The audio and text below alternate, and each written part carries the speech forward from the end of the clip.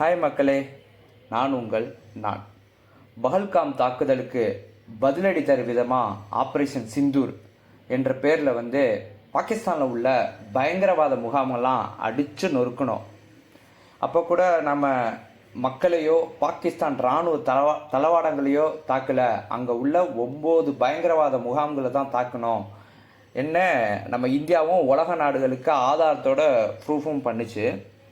Operation Sindoor முடிஞ்ச பிறகு அடுத்த 2 நாளில் பாகிஸ்தான் டிஃபென்ஸ் மினிஸ்டர் ஹவாஜ் ஆசிஃப் அவர் என்ன சொன்னார்னா, நாங்கள் இந்தியாவோட அமைதியாக இருக்கத்தான் விரும்புகிறோம், போர் பதற்றத்தை தணிக்க விரும்புகிறோன்னு சொல்லிட்டு குள்ளநரித்தனமாக நேற்று நைட்டு 8 மணிக்கு 3 போர் விமானங்களை நம்ம இந்திய எல்லையை தாண்டி பறக்க விட்டுருக்காங்க.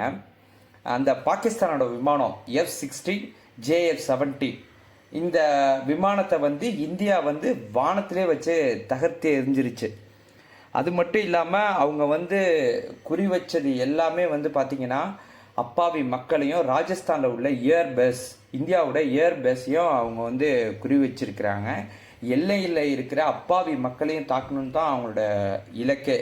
ஆனால் நம்ம பார்த்திங்கன்னா பாகிஸ்தான் வீசின 15 ஏவுகணை ஜம்முவை நோக்கி வீசப்பட்ட 7 ஏவுகணைகளையும் வானத்திலே வச்சு தம்சம் செஞ்சுருக்கோம்.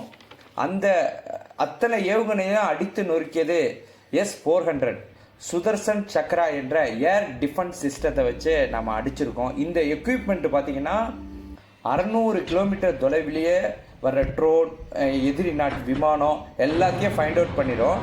அது மட்டும் இல்லாமல் 400 கிலோமீட்டர் தொலைவிலேயே வெறும் 10 வினாடியில் காலி பண்ணிடும்.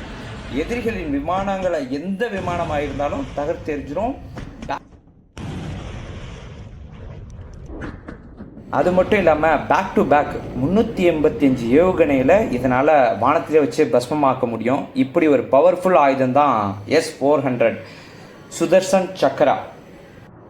பாகிஸ்தான் பார்த்த இந்த குள்ளநரித்தனமான வேலைக்கு பதிலடி தரும் விதமாக இந்திய இராணுவம் பார்த்திங்கன்னா பாகிஸ்தானில் உள்ள லாகூர், சியால்கோட், கராச்சி போர்ட் என அடுத்தடுத்து பல முனை தாக்குதலை நேற்று இரவு இந்தியா மேற்கொண்டது. ஆப்ரேஷன் சிந்தூர் மூலமாக இந்திய இராணுவம் பயங்கரவாத அமைப்புகளை மட்டும்தான் தாக்குச்சு. ஆனால் இந்த பாகிஸ்தான் அப்பாவி மக்களையும் இந்திய இராணுவ தளவாடங்களையும் குள்ளநரித்தனமாக தாக்க முற்பட்டுள்ளது.